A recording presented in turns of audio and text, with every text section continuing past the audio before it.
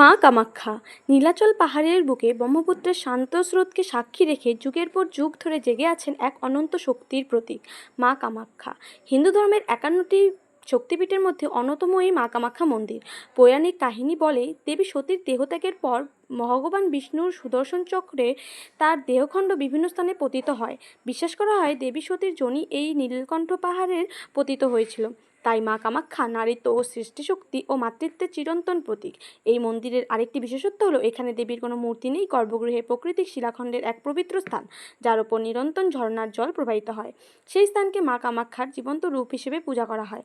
প্রতি বছর আষাঢ় মাসে অনুষ্ঠিত হয় বিখ্যাত অম্বুবাচী মেলা। লোকবিশ্বাস অনুযায়ী এই সময় মা কামাখ্যা ঋতুময়ী হন।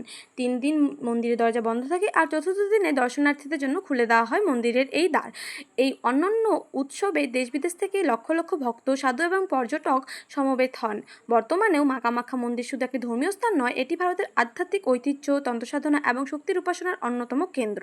প্রতিদিন হাজার হাজার মানুষ এখানে আসে ও মায়ের আশীর্বাদ নেয়।